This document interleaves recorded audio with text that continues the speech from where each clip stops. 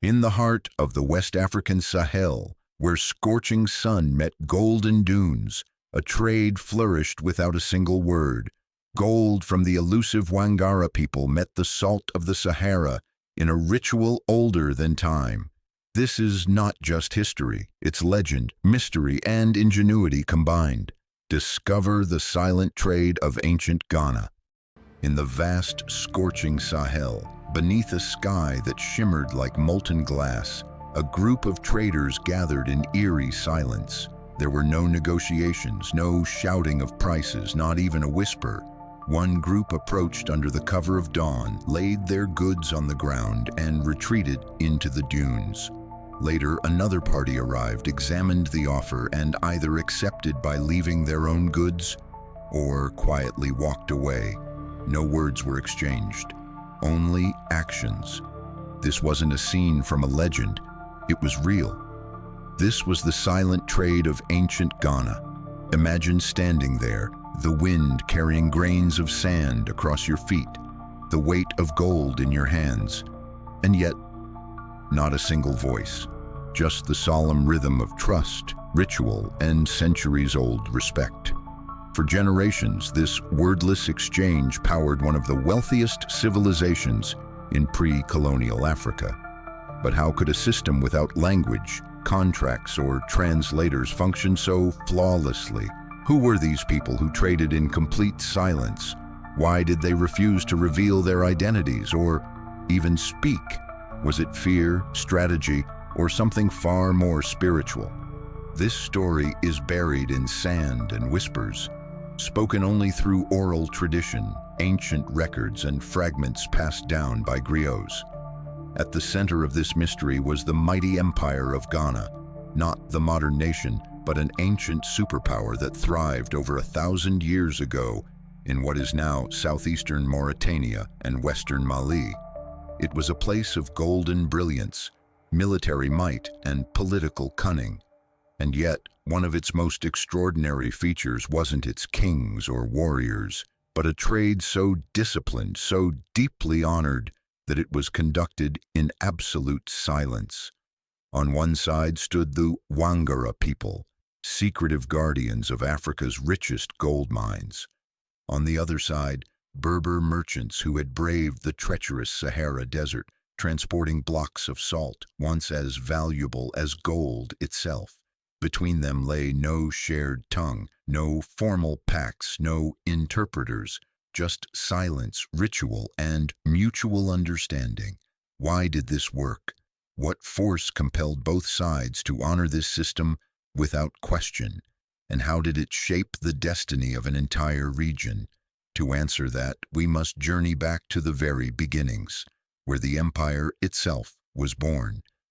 Long before the silent trade enchanted historians and baffled explorers, the foundations of this powerful system were laid by a kingdom that many today have never heard of, the Empire of Ghana. It wasn't built overnight. It rose from a network of clans and villages, strategically positioned at the edge of the Sahara and the forests of West Africa, where trade routes intersected like veins feeding a living body. The Ghana Empire, also known as Ouagadougou, emerged around the 6th century. Its people were not just warriors, they were brilliant organizers, merchants, and diplomats. What made Ghana so unique was not just its location, but its genius in controlling access to two of the most valuable resources of the ancient world: gold and salt. Kings of Ghana, known as the Ghana, a title meaning war chief, built their capital near the goldfields but never revealed their exact locations. These rulers understood the psychology of power. What is hidden is often feared, and what is rare becomes revered. Instead of mining themselves, they managed and taxed the trade.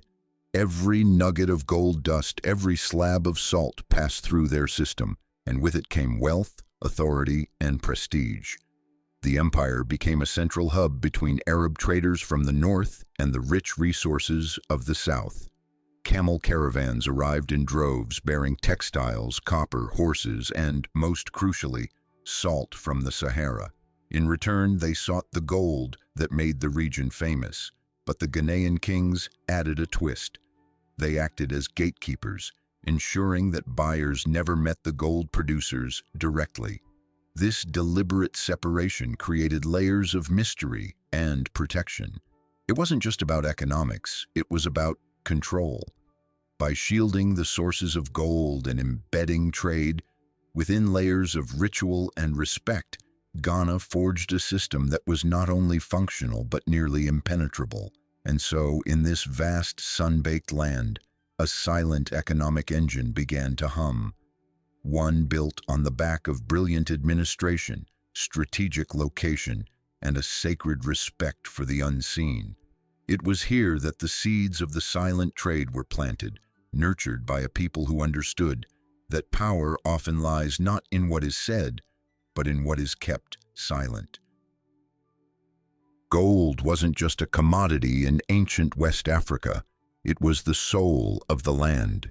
It glittered in riverbeds, lined the coffers of kings, and whispered promises of power to anyone who could control it. But in the Ghana Empire, the true masters of gold weren't the kings themselves. They were a secretive, elusive people known as the Wangara. The Wangara were more than miners, they were guardians of mystery. Living deep in the forests south of the Sahel, they never revealed the exact locations of their gold mines. To outsiders, their territory was a labyrinth of whispers and shadows. To the Wangara, secrecy wasn't just strategy, it was survival. Protecting the mines meant protecting their people, their wealth, and their identity. Revealing the source could mean destruction at the hands of greedy outsiders, so they vanished into the trees and let gold do the speaking for them. These people didn't just supply gold, they controlled its flow like lifeblood. The Ghana Empire understood this. The kings never forced the Wangara to surrender their secrets. Instead, they built an ecosystem where trust, trade, and ritual allowed the flow of wealth without bloodshed.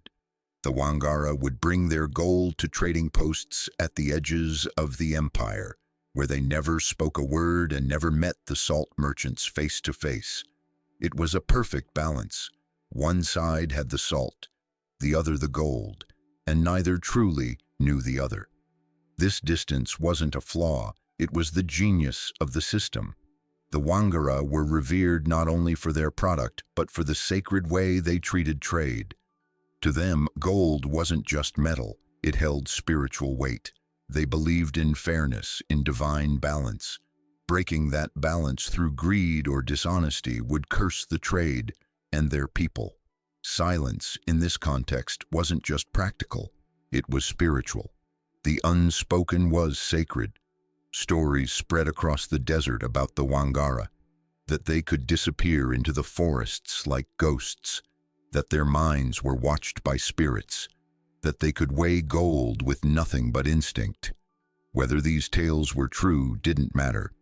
What mattered was that the Wangara knew how to use myth and mystery to protect themselves, and in doing so, they kept the golden heart of the empire beating. If gold was the heart of the Ghana Empire, then salt was its lifeblood. In the modern world, salt is commonplace, cheap, often overlooked. But in the ancient world, salt was survival. It preserved food, healed wounds, replenished the body after long journeys under a blazing sun. To the people of West Africa, salt was not only a necessity, it was a treasure. Salt did not come from the lush forests or fertile valleys. It was born in the harshest landscape imaginable, the Sahara Desert.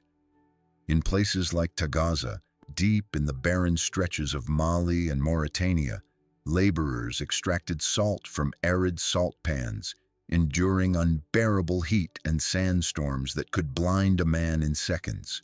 Slaves often worked these mines, carving thick slabs of salt, sometimes as big as tombstones, and loading them onto camel caravans that stretched for miles.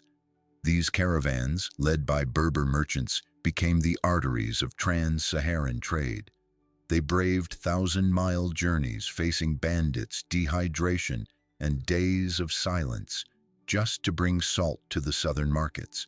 To the Berbers, salt was wealth.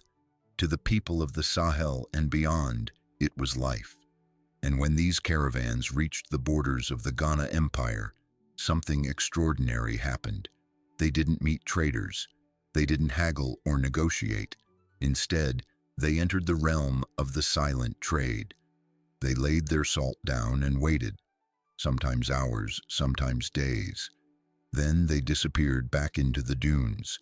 In time, they would return to see if the Wangara had accepted their offer, leaving gold in exchange. Why was salt so valuable? It was literally traded ounce for ounce with gold.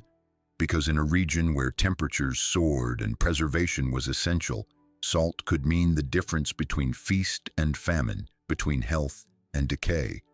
In many places, it was even used as currency.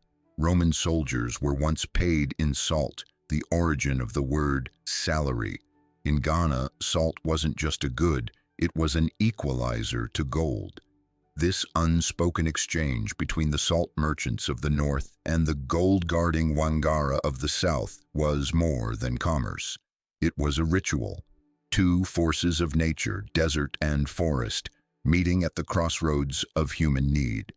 And in that silence, the Ghana Empire grew richer than any could have imagined. Nowhere in the ancient world did trade feel more like a sacred dance than in the Ghana Empire's silent trade. It was more than just economics. It was ritual, performance, and a deep act of trust. The process itself was so delicate, so precise, that any misstep could collapse the entire system. Here's how it unfolded. When the salt merchants arrived, usually Berber traders who had journeyed weeks across the Sahara, they stopped at designated trading zones, often located far from cities or settlements. These areas were neutral ground, often known only to the merchants and the Wangara. There, under the cover of early morning or in the hush of night, they placed their salt in neat piles. Then they beat drums or rang bells, signals not to summon buyers but to inform the unseen Wangara that the offer had been made. And then the Berbers would retreat, not just a few steps, but far enough away that they couldn't be seen by the Wangara, and most importantly, couldn't see them. Sometimes they left the site entirely, hiding behind dunes or trees, watching for smoke signals or shadows to know the trade had begun. Hours could pass. Silence was essential. Eventually, the Wangara would arrive. Carefully, they'd inspect the salt. If they found the offer fair, they would leave a pile of gold dust or nuggets next to it. Then they too would leave, without uttering a word, without ever glimpsing their trading partners. When the Berbers returned, they evaluated the gold. If it was acceptable, they collected it and moved on. If not, they left it untouched, or adjusted the salt pile, signaling their counteroffer. This back and forth could take days, but rarely, if ever, was there theft or violence. Why? Because both sides believed the system was spiritually bound. In some accounts, the Ghanaian kings declared the trade to be under divine watch. Dishonesty wasn't just a breach of protocol, it was a sin. Myths warned that anyone who stole or cheated would face curses, sickness, or worse. And so the silence wasn't just strategic, it was sacred. In an age where most empires expanded through conquest and domination, the Ghana Empire maintained peace and prosperity through discipline, reverence, and a stunning degree of mutual respect. This trade was a performance of power, patience, and principle, and it was in this silence that Ghana became one of the most respected powers of its time. The silent trade didn't vanish with the fall of a single kingdom. Its echoes carried forward, resonating through the rise of new empires passed along by storytellers and etched subtly into the ways African societies continued to exchange goods for generations. After Ghana, the empires of Mali and later Songhai rose, each building upon the trade networks that Ghana had pioneered. while these newer powers introduced more centralized markets and bustling cities like Timbuktu and Gao, the principles of discretion, ritual, and respect in commerce persisted. In many remote regions, silent trade continued in pockets, modified, localized, but still rooted in the same sacred traditions. The story of Mansa Musa, Mali's legendary emperor, is perhaps the most famous echo of Ghana's golden legacy. His pilgrimage to Mecca in 1324 made headlines across the Islamic world, not just for its piety, but for the sheer, incomprehensible amount of gold he brought. That wealth wasn't conjured overnight. It was the inheritance of systems like the silent trade, refined and amplified by each empire that followed. European and Arab travelers documented tales of these quiet transactions with astonishment. Some doubted them, thinking they were too poetic, too idealistic, but others saw them as a window into something remarkable, a civilization where honor in trade didn't rely on contracts or courts, but on shared values, collective discipline, and spiritual fear. Even today, the legacy lives on, not just in historical texts, but in the cultural memory of West Africa. Griots, oral historians, still recount tales of the Wangara and their sacred silence. In some regions, symbolic practices of wordless exchange linger in ceremonies or rural markets, more as homage than function. But beyond rituals, the deeper message remains: that people can build trust without language, structure peace without violence, and trade fairly without seeing each other's faces. In a modern world overwhelmed with noise, constant talk, contracts, surveillance, the silent trade offers a humbling reminder that sometimes silence speaks the loudest truth. And in those quiet truths, the ancestors of Ghana whisper still, across time and wind and desert sand, reminding us that wealth is not just measured in gold, but in the wisdom of how we earn it. No empire lasts forever, and for Ghana, the silence that once sang with wealth and harmony began to fade, not with a single strike, but with a slow unraveling of power, pressure, and change. By the 11th century, Ghana's dominance began to wobble. A convergence of threats, external, internal, and environmental, conspired to dim the empire's golden glow. Chief among these was the Almoravid invasion. This Muslim Berber dynasty, originating from present-day Morocco, launched a religious and military campaign southward. Whether their intent was conquest or control of trade routes, their incursion destabilized Ghana's political structure and fractured its unity. At the same time, environmental changes, the creeping grip of desertification and shifting trade patterns, began choking the very arteries that fed the empire. Rivers changed course, caravan paths diverted, and new routes bypassed Ghana entirely. Towns that once buzzed with merchants and ritualized trade began to hollow out. But perhaps the greatest change came from within. As new generations rose, the old ways, especially the silent trade, began to feel out of step with an evolving world. The Mali Empire, rising to power just south of Ghana, embraced more open markets and diplomatic networks. They still valued gold and salt, but their systems of trade were more complex, more formalized, and ultimately louder. The ritual of silence gave way to bustling centers, vibrant with speech, contracts, scribes, and Islamic law. The Wangara, once secretive shadows in the trees, adapted too. Some migrated into Mali and other parts of West Africa, integrating into newer economic systems, while retaining fragments of their guarded traditions. But the sacred hush of their golden transactions, so careful, so disciplined, grew distant, like an echo in a widening canyon. By the time European powers began carving up Africa centuries later, the memory of Ghana's silent trade had faded into folklore. What remained were legends, of wordless exchanges, gold so pure it glowed in moonlight, and a civilization that once trusted silence more than speech. But even in its fall, the Ghana Empire left something eternal, a blueprint for peaceful exchange rooted in integrity, not intimidation. In a time where empires often rose on bloodshed, Ghana's legacy was built on ritual, mystery, and mutual respect. And though the silence faded, its wisdom still lingers, if you know how to listen.